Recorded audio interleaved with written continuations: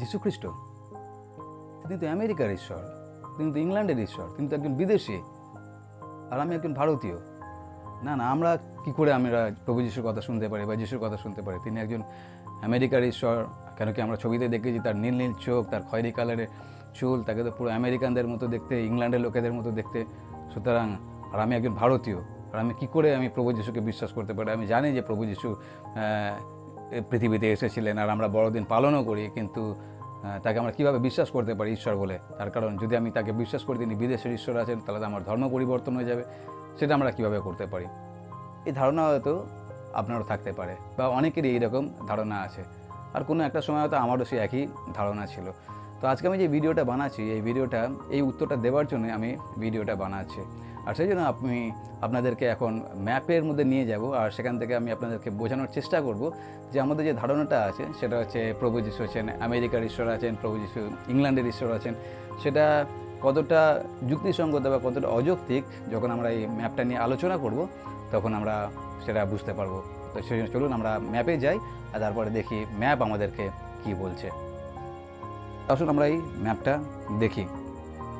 তো এখানে সবার আগে আমরা যেটা দেখব সেটা দেখুন, এখানে যে মানচিত্রটা আছে, এই মানচিত্রটা আমরা সবাই এর সঙ্গে পরিচিত, তার কারণ এটা আমাদের দেশ আছে, এটা হচ্ছে ভারত, এটা হচ্ছে আমাদের দেশ।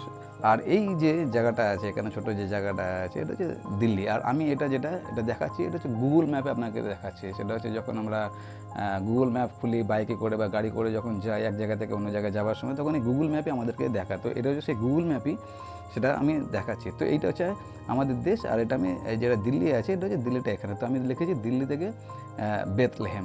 আর এইটা যেটা আছে, এবারে দেখুন এখান থেকে একটা ডট ডট দেখাচ্ছে, মানে এটা যে রাস্তা আছে। তো এই যে দিল্লি থেকে দেখুন এরকম একটা রাস্তা যাচ্ছে, আর এইখানে যে লাল মতো ডটটা আছে এইটা হচ্ছে বেথলেহেম। মানে এই যে জায়গাটা আছে এইটাই হচ্ছে প্রভু যিশুর জন্ম এবং প্রভু যিশুর মৃত্যু, তার কাজ, তার পুনরুত্থান, সকল কিছু এই জায়গাটাতে ঘটেছিল। এখন দেখুন এই যে জায়গাটা আছে, যেটা হচ্ছে এটা আমাদের দেশ আছে, আর এই আমাদের দেশ ভারত, আর আমরা এখানকার বাসিন্দা আছি।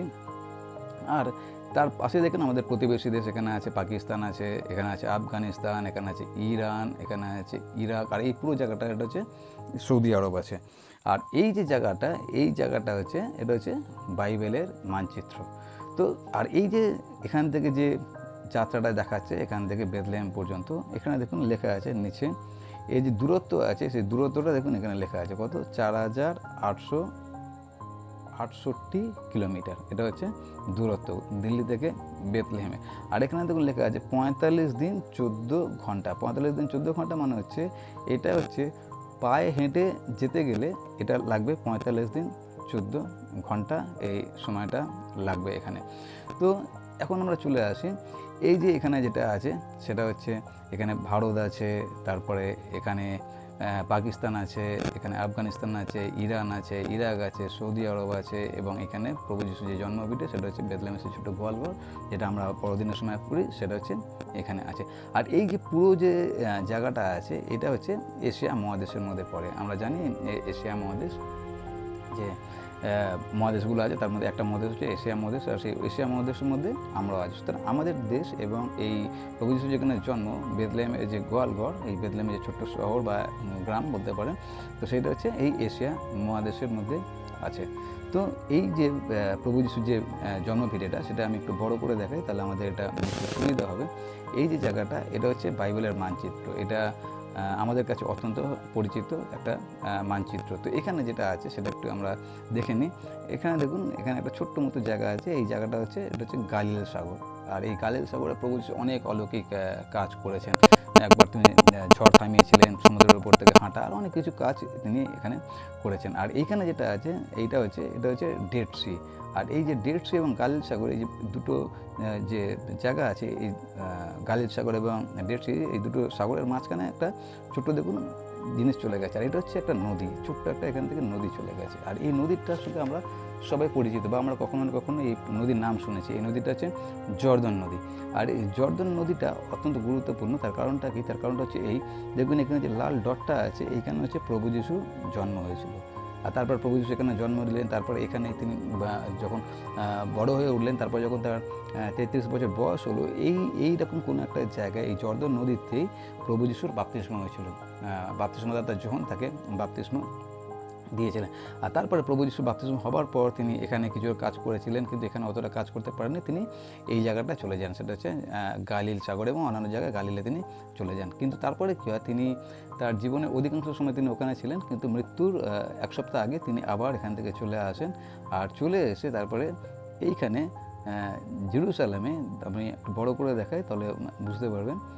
এই দেখুন এখানে লেখা আছে জেরুজালেম। এই যে জেরুজালেম, এই জেরুজালেমে গলগাথা বলে একটা জায়গা আছে, একটা ছোট্ট পাহাড় মতো আছে। সেই গলগাথা পাহাড়ের উপরে প্রভু যিশুকে ক্রুশে দেওয়া হয়।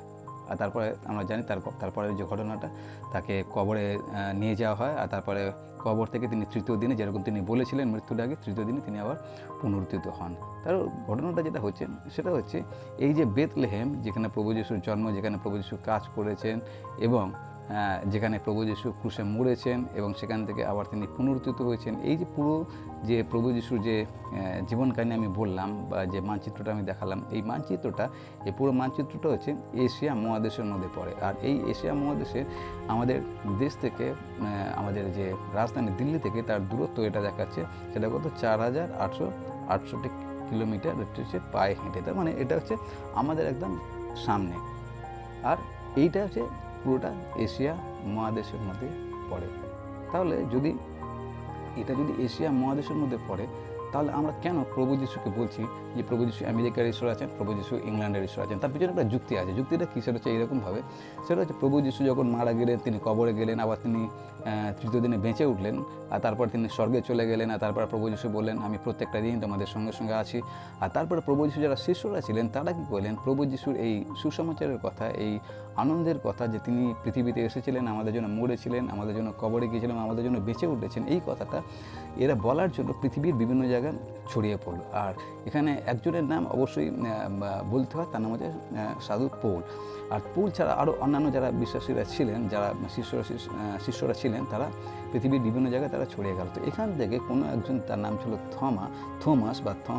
আর থমা এখান থেকে ভারতবর্ষে আসে প্রভু যিশুর কথা বলার জন্য। কিন্তু যখন ভারতবর্ষে প্রভু যিশুর কথা বলার জন্য তিনি আসে, তাকে আমরা গ্রহণ করে নিইনি। যখন আমরা তাকে গ্রহণ করে নিইনি, তখন যে ঘটনাটা ঘটেছিল, তখন কি এই যারা শিষ্যরা ছিল তারা কাজ বন্ধ রাখেনি, তারা তাদের কাজ চালিয়ে গেছে প্রভু যিশুর কথা বলার জন্য। আর সেখানে একজনের নাম আমি বললাম, সাধু পৌল। আর তিনি দারুণ কাজ করেছিলেন। তিনি 3বার প্রচারের কাজে তিনি বেরিয়েছিলেন। আর তিনি যখন প্রচারের কাজে বেরোতেন, তখন প্লেন ছিল না, তখন জাহাজে করে বেরোতে হতো। তো ওই সাধু পৌল তিনি যখন প্রচারের কাজে বেরিয়েছিলেন, 3বার তিনি প্রচারের কাজে বেরিয়েছিলেন। আর তিনি এইসব জায়গায় গিয়েছিলেন, আর অনেক মণ্ডলী তিনি এখানে গঠন করেছিলেন এসব জায়গাতে। আর তারপর তার 4র্থবারে তার যাবার যেটা পরিকল্পনা ছিল, সেটা হচ্ছে এখানে একটা জায়গা আছে দেখুন, এই জায়গায় তার যাওয়ার পরিকল্পনা ছিল, সেটা হচ্ছে ফ্রান্স। আমরা জানি না সেই যাত্রাটা তিনি করতে পেরেছিলেন কিনা, কিন্তু এই যে সাধু পৌল, তিনি হচ্ছেন মানে একজন কি বলবো, খুব গুরুত্বপূর্ণ একজন ব্যক্তি ছিলেন, যার কারণে এই প্রভু যিশুর কথা সমগ্র পৃথিবীতে ছড়িয়ে পড়ে। এবং আরও অন্যান্য শিষ্যরা তো তার সঙ্গে ছিলেনই, পিতর ছিলেন, থমাস ছিলেন এবং আরও অনেক তারা ছিলেন। তো কী হলো, প্রভু যিশুর এই কথাটা এইখান থেকে সমগ্র পৃথিবীতে ছড়িয়ে গেল। আর যখন ছড়িয়ে গেল, তারপরে দেখুন এটাকে যখন আমি নিয়ে যাচ্ছি, এইখানে দেখুন, এইখানে লেখা আছে, এইটা হচ্ছে ইউনাইটেড স্টেটস, যেটাকে আমরা বলছি আমেরিকা। এটা হচ্ছে সেই জায়গা। এইটা দেখুন, এই জায়গা এটা হচ্ছে আমেরিকার মধ্যে পড়ে। এখন ব্যাপারটা হলো, যখন প্রভু যিশুর শিষ্যরা সব জায়গায় গিয়ে প্রভু যিশুর কথা বলছিলেন, এইসব দেশগুলো তারা প্রভু যিশুকে গ্রহণ করে নিয়েছিল, কিন্তু আমরা গ্রহণ করিনি। আর ওই আমেরিকা, ইংল্যান্ডে যাওয়ার অনেক আগে থমা এখান থেকে আমাদের দেশে এসেছিলেন, কিন্তু আমরা তোমার কথা শুনিনি, প্রভু যিশুর কথা শুনিনি। তো তখন কী হলো, তখন এই শিষ্যরা যখন অন্য জায়গায় চলে গেল, আর অন্য জায়গায় চলে গিয়ে তারা গ্রহণ করলো। আর তারপরে পরবর্তীকালে কী হলো, ওই একই জায়গা থেকে, মানে হচ্ছে যেটাকে আমরা বলছি আমেরিকার ঈশ্বর, যেটা বলছি ইংল্যান্ডের ঈশ্বর, তো আমেরিকা থেকে এবং ইংল্যান্ড থেকে আরও অন্যান্য জায়গা থেকে মিশনারিরা এই প্রয়োজনটা অনুভব করলো যে ঈশ্বরকে আমরা খুঁজে পেয়েছি, যে প্রকৃত ঈশ্বরকে আমরা খুঁজে পেয়েছি, যিনি আমাদের জন্য স্বর্গ ছেড়ে পৃথিবীতে এসেছিলেন, আমাদের জন্য মরেছিলেন, আমাদের জন্য কবরে গিয়েছিলেন, আমাদের জন্য বেঁচে উঠেছেন, এই সুসমাচারের কথা কেন না এই ভারতবর্ষের লোকদেরকেও আমরা দিই, কেন কি তাদের কাছে গিয়েছিল সুসমাচার, কিন্তু তারা শোনেনি। আর সেই জন্য মিশনারিরা আবার পরিকল্পনা করলো কি, তারা বিভিন্ন জায়গা থেকে আবার এই ভারতবর্ষে আসলো সেই সুসমাচারের কথাকে নিয়ে। আর যখন ভারতবর্ষে আসলো সুসমাচারের কথাকে নিয়ে, আমরা আবার প্রভু যিশুকে প্রত্যাখ্যান করলাম। কী বলে প্রত্যাখ্যান করলাম? যে প্রভু যিশু হচ্ছেন আমেরিকার ঈশ্বর আছেন, প্রভু যিশু আছেন ইংল্যান্ডের ঈশ্বর আছেন, তার কারণ তার নীল নীল চোখ, তার খয়েরি কালারের চুল, আর সেই জন্য আমরা প্রভু যিশু গ্রহণ করলাম না। কিন্তু যখন আমরা এই মানচিত্রটা দেখি, মানচিত্রটা আমাদেরকে কী শেখাচ্ছে? মানচিত্রটা আমাদেরকে এটাই শেখাচ্ছে, আর এটা হচ্ছে কারেন্ট মানচিত্র, গুগল আমি দেখাচ্ছি, গুগল ম্যাপ। তো এখানে যেটা দেখা যায় সেটা হচ্ছে এই যে বেথলেহেম, যেখানে প্রভু যিশুর জন্ম এবং আমাদের দেশ, এটা হচ্ছে এশিয়া মহাদেশের মধ্যে পড়ে। তার মানে যেটা দাঁড়াচ্ছে এই ম্যাপ অনুযায়ী, মানচিত্র অনুযায়ী, সেটা হচ্ছে প্রভু যিশু আগে আমাদের, পরে হচ্ছে অন্যদের। এই ব্যাপারটা হচ্ছে এরকম, যখন আমেরিকা থেকে বা ইংল্যান্ড থেকে বা পৃথিবীর অন্যান্য দেশ থেকে মিশনারিরা আমাদের দেশে এসে প্রভু যিশুর কথা বললো, এটা হচ্ছে বাংলা একটা কথা আছে না, মায়ের গল্প মাসির কাছে। তো এই ব্যাপারটা হচ্ছিল সেই রকম, মায়ের গল্প মাসির কাছে, মানে আমাদের যিশুর কথা অন্য একজন বিদেশি লোক এসে আবার আমাদেরকে শোনাচ্ছেন। তার কারণটা কি? তখন আমরা আমাদের প্রতিবেশীর কথা আমরা শুনিনি, আর সেই জন্য তারা এসে শোনালো। সুতরাং এই মানচিত্র অনুযায়ী প্রভু যিশু আগে আমাদের, তারপরে হচ্ছে বিদেশের ঈশ্বর আছে, কিন্তু যেহেতু আমরা তাকে গ্রহণ করিনি, আর সেই জন্য সেই প্রভু যিশুর কথা অন্য জায়গায় চলে গেছে। কিন্তু তার থেকেও যেটা বড় বিষয় আছে সেটা হচ্ছে সেটা হচ্ছে বাইবেলে লেখা আছে, যোহন লিখিত সুসমাচার তার 3 অধ্যায় 16 পদে এরকমভাবে লেখা আছে যে, কারণ ঈশ্বর জগৎকে এমন প্রেম করলে যে আপনার একজাত পুত্রকে দান করলে, যেন যে কেহ তাঁতে বিশ্বাস করে সে বিনষ্ট না হয় কিন্তু অনন্ত জীবন পায়। আর ওখানে লেখা আছে কারণ ঈশ্বর জগৎকে, তার মানে আমি যেটা বলতে চাইছি সেটা হচ্ছে প্রভু যিশু, তাকে আমরা কোনো দেশের গণ্ডির মধ্যে তাকে আমরা বেঁধে রাখতে পারি না। তার কারণ তিনি হচ্ছেন ঈশ্বর। তিনি সর্বজোরের পৃথিবীতে কেন এসেছিলেন? তিনি ভারতের জন্য আসেননি, তিনি আমেরিকার জন্য আসেননি, তিনি ইংল্যান্ডের জন্য আসেননি, তিনি পৃথিবীর কোনো দেশের জন্য আসেননি, তিনি এসেছেন পৃথিবীর প্রত্যেকটা মানুষের জন্য। আর সেই জন্য বাইবেলে লেখা আছে যে, কারণ ঈশ্বর জগৎকে এমন প্রেম করলেন, জগৎকে প্রেম করলেন। আর সেই জগতের মধ্যে সবাই আছে, আপনি আছেন, আমেরিকার লোক আছে, ইংল্যান্ডের লোক আছে, আর বিভিন্ন দেশের লোক আছে। সুতরাং প্রভু যিশুকে আমরা কোনো দেশের গণ্ডির মধ্যে আমরা তাকে আটকে রাখতে পারি না। তিনি হচ্ছেন জগতের ঈশ্বর, তার কারণ তিনি হচ্ছেন এই পৃথিবীর সৃষ্টিকর্তা। সুতরাং এই প্রভু যিশু হচ্ছেন আমাদের প্রত্যেকের জন্য। আর আমাদের যে বাইবেলটা আছে, এই বাইবেলটা খ্রিস্টানদের জন্য না, প্রভু যিশু খ্রিস্টানদের জন্য আসেনি, প্রভু যিশু এসেছেন প্রত্যেকটা জগতে প্রত্যেকটা মানুষের জন্য। আর সেই জন্য লেখা আছে যে কেহ তাহাকে বিশ্বাস করবে সে যেন অনন্ত জীবন পায়। অনন্ত জীবন পায় মানে হচ্ছে আমরা সবাই মরব, কিন্তু মৃত্যুর পরে কোথায় যাবো, সেটা হচ্ছে প্রভু যিশু আমাদেরকে গ্যারান্টি দিয়েছে। সুতরাং আমরা যখন প্রভু যিশুকে বিশ্বাস করি, গ্রহণ করি, আমরা ধর্ম পরিবর্তন করছি না। আমরা যেটা করছি সেটা হচ্ছে আমরা অনন্ত জীবন পাওয়ার যে রাস্তা প্রভু যিশু তৈরি করেছেন, সেই রাস্তা আমরা চলা শুরু করছি। সুতরাং আমাদের যদি এরকম ধারণা থাকে যে প্রভু যিশু হচ্ছেন বিদেশের ঈশ্বর, প্রভু যিশু হচ্ছেন আমেরিকার ঈশ্বর, বা প্রভু যিশু হচ্ছেন ইংল্যান্ডের ঈশ্বর, তাহলে এই মানচিত্র আমাদেরকে দেখিয়ে দিয়েছে যে আমাদের ধারণাটা কতটা ভুল আছে। সুতরাং আপনার যদি এরকম ধারণা থাকে, তাহলে আমি আশা করব যে এই ভিডিওটা, বিশেষ করে এই মানচিত্রের যে ব্যাখ্যাটা, এই ব্যাখ্যাটা আপনাকে অবশ্যই বুঝতে সাহায্য করেছে যে প্রভু যিশু হচ্ছেন এশিয়া মহাদেশে তার জন্ম হয়েছিল, এবং সেই এশিয়া মহাদেশ থেকে প্রভু যিশুর সুসমাচার পৃথিবীর প্রত্যেকটা জায়গায় ছড়িয়ে যায়। আবার পৃথিবীর প্রত্যেকটা জায়গা থেকে মিশনারিরা আবার আমাদের দেশেই ফিরে আসে, আর মায়ের গল্প মাসের কাছে বলে। আর সেজন্য প্রভু যিশু হচ্ছে আমাদের শুধু ঈশ্বর না, প্রভু যিশু হচ্ছেন পৃথিবীর প্রত্যেকটা মানুষের ঈশ্বর। যে কেউ তাকে বিশ্বাস এবং গ্রহণ করে, তাদের প্রত্যেককে ঈশ্বর তার সন্তান হওয়ার অধিকার দেন। সুতরাং আপনার যদি এরকম ধারণা ছিল বা আছে, বা আপনি কাউকে শুনেছেন যে তাদের এরকম ধারণা আছে, তাহলে আপনিও তাদেরকে এরকম এটাভাবে এই ম্যাপটা দিয়ে বা এই মানচিত্র দিয়ে তাদেরকে বোঝাতে পারেন, যাতে আমাদের যে ভুল ধারণাটা আছে, এই ধারণাটা যেন আমাদের কেটে যেতে পারে। আর তারপরে শেষে একটা আমি কথা বলি, সেটা হচ্ছে আপনারা তো অনেকে জানেন, অনেকে জানেন না।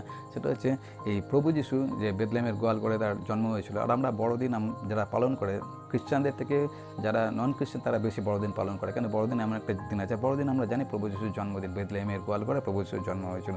আর প্রভু যিশু যে ঘরে তার জন্ম হয়েছিল, তার বাবার নাম ছিল জোসেফ। জোসেফ একজন কাঠমিস্ত্রি ছিলেন, আর প্রভু যিশু একজন কাঠমিস্ত্রি ছিলেন। অতি সাধারণ একটা পরিবারে তার জন্মগ্রহণ করেন, আর তারপরে অতি সাধারণভাবে তিনি বেড়ে ওঠেন, ঠিক আপনার এবং আমার মতো। আমাদের যেরকম সংস্কৃতি আছে, ওই রকম ধরনেরই পরিবেশ আছে। আমরা যখন আফগানিস্তান দেখি, পাকিস্তান দেখি, ইরান, ইরাক দেখি, ঠিক এরকম ধরনেরই একটা সংস্কৃতির মধ্যে প্রভু যিশু বড় হয়ে উঠেছিলেন। সুতরাং প্রভু যিশু হচ্ছেন একদম মাটির মানুষ, আমাদের মতোই মানুষ। তিনি হচ্ছেন ঈশ্বর হওয়া সত্ত্বেও তিনি মানুষের রূপ ধারণ করলেন, তার কারণে যাতে আপনাকে আমাকে তিনি যেন পরিত্রাণ দিতে পারেন। সেই জন্য আমরা সেই প্রভু যিশুকে যেন কোনো রকম দেশের গণ্ডির মধ্যে বা কোনো রকম সংকীর্ণতার মধ্যে তাকে যেন আবদ্ধ করার চেষ্টা না করি। তার কারণে তিনি হচ্ছেন জগতের ঈশ্বর, আর তিনি সর্বোচ্চ জগতে এসেছিলেন যেন আপনাকে আপনাকে এবং আমাকে পরিত্রাণ দিতে পারে। আশা করি এই ভিডিওটা আপনাকে সাহায্য করবে এই মানচিত্রটা বুঝতে, এবং প্রভু যীশু আসলে কে আপনার জীবনে সেটা বুঝতে আপনাকে সাহায্য করবে। ঈশ্বর আপনাকে আশীর্বাদ করুন।